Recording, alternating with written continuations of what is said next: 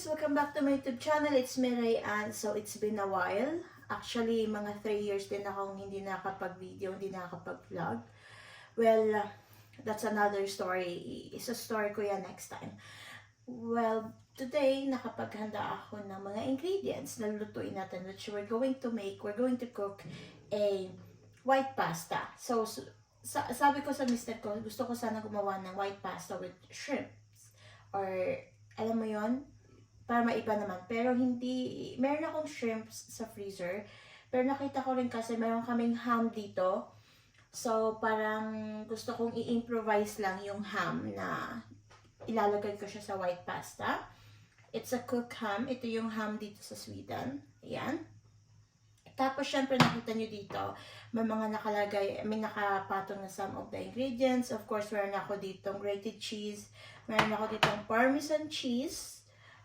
And meron din ako ditong white onion, garlic, cream, cooking cream. And of course, meron din ako ditong mushrooms.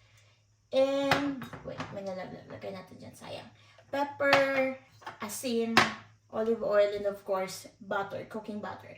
Okay, madali siyang, alam mo yun, madali siyang mag-dry sa ating mga hinandang ingredients. So, let's cook! Konting olive oil, konti lang. Kasi yung ham, meron siyang fat, so, mamaya, magkakaano din yan. And then I'm gonna use this one. Ito yung favorite kong bamboo. Actually guys, marami-raming ham na to guys. Tignan nyo. Kita nyo ba? Ayan. Marami siya talaga. So, ang gagawin ko dyan is stick ko siya. Isa-fry ko siya ng kaunti. Ayan.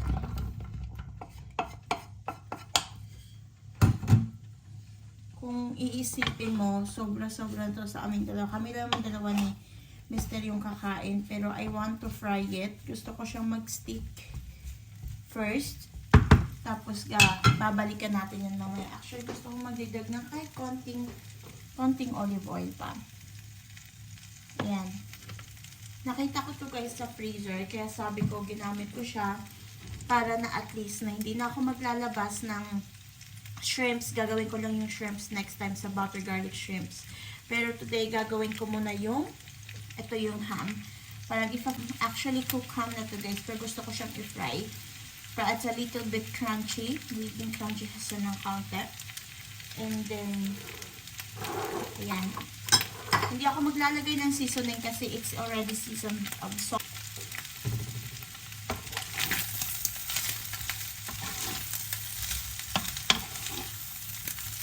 Ayan, bango. So, ayan. Wala na siyang ham. So, maglalagay na ako ng ating butter. Cooking butter. Medyo marami-rami guys. Kasi sa pasta talaga mas masarap yung maraming butter. Tapos, kita nyo ba? Ito yung butter na ginagamit ko. Mabibili to guys sa Lidl. Kita nyo? Ayan, igagano ko. Ayan. Tapos, our olive oil. Actually, anywhere can buy olive oil. Extra virgin. Then yung aking apoy. Kaya hindi siya masunog.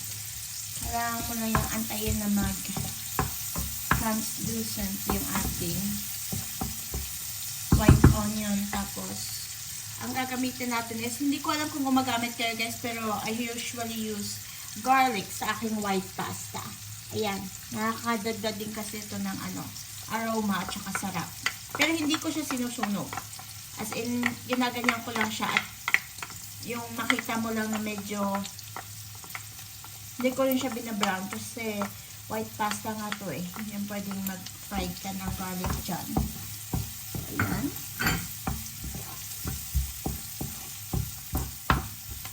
Gusto ko ng medyo marami-rami pang dagdagan natin ng lalagay.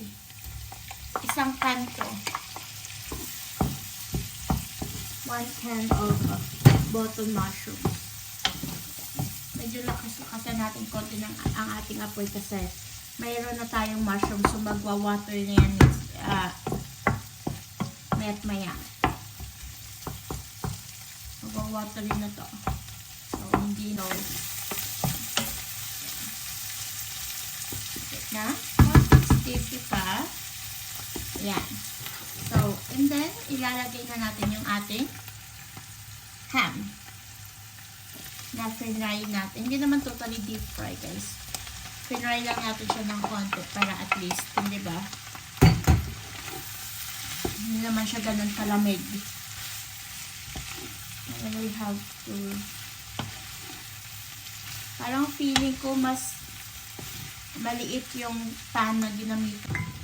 Ito na nakuha ako isang mushroom stick. Tikman natin.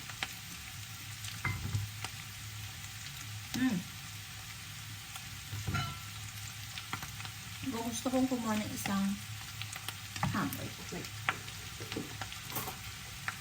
Isang ham. And we're going to put our cooking cream. Kita nyo ba? Gaganon ko siya. Heavy cream to guys. Ito yung ating cooking cream. So, ilalagay ko yan. Lahatin ko na to. Pag kulang, magdadagdag tayo later. Ayan.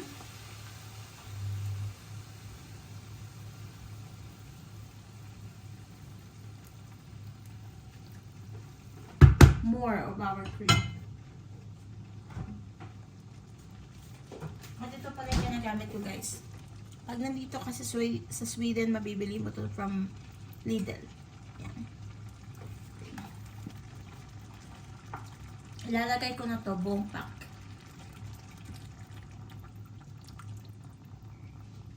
Yan. Palakasan natin ng konti ang apoy.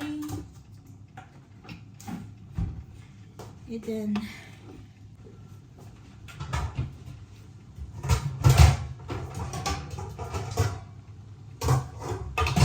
tapos tatakpan natin siya. Takpan natin siya guys para maluto, tapos babalikan natin after 5 minutes na maluto yung ating mushrooms at isa sa medium ano lang natin yan after 5 minutes. Yeah, by the way guys, balikan na natin yung ating sauce. At ito na siya. At hindi ako masyadong satisfied guys kasi napakaraming ham yung nilagay ko. Inubos ko kasi yung mga half kilo ng ham. Well, mag-a-add tayo ng ating normal fresh milk, yung normal milk natin. So, hindi ko to alam guys. Tansya-tansya lang din ako kasi hindi ako expert sa ayan. Hindi ko siya inubos. Tiniraan ko siya muna ng konti until na maluto lang yung ating sauce. Let's see. Iba talaga kasi pag maganda yung cooking cream na ginagamit mo. Ayan, kita mo. Hindi pa ako naglalagay ng cheese pero sticky na siya. Parang napaka ano na niya. Try natin guys. Kailangan natin tikman pa ma-adjust natin yung lasa. Sarap na siya.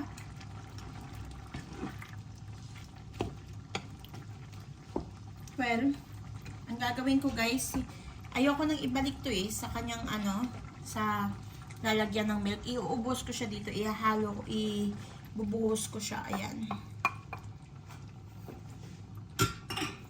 And let's cook it for around 2 minutes maybe. Yeah, by the way guys, balikan na natin yung ating sauce. At ito na siya. At hindi ako masyadong satisfied guys kasi napakaraming ham yung nilagay ko. Inubos ko kasi yung mga half kilo ng ham. Well, mag-a-add tayo ng ating normal fresh milk, yung normal milk natin. So, hindi ko to alam guys. Tansya-tansya lang din ako kasi hindi ako expert sa ayan. Hindi ko siya inubos. Tiniraan ko siya muna ng konti until na maluto lang yung ating sauce. Let's see. Iba talaga kasi pag maganda yung cooking cream na ginagamit mo. Ayan, kita mo. Hindi pa ako naglalagay ng... sarap na siya.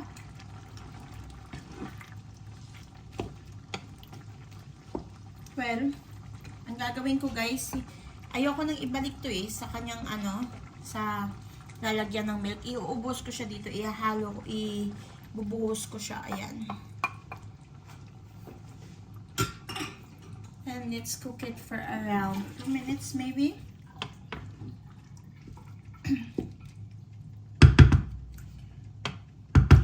natin yan ulit. For about 2 minutes, hahanguin na natin yan. And meron akong, as you can see earlier, nakita nyo, may niready akong, this is a grated cheese and this is Parmesan cheese. Pero mas gusto ko munang ilagay ito and see kung gaano siya kalapot. Ayan, yung grated cheese na to. Kita nyo ba? Ayan. Ayan guys, okay na tong ating sauce siguro. Pero tatakpan ko na yung ating pasta. Ayan, kita nyo ba? Oh my god. So creamy.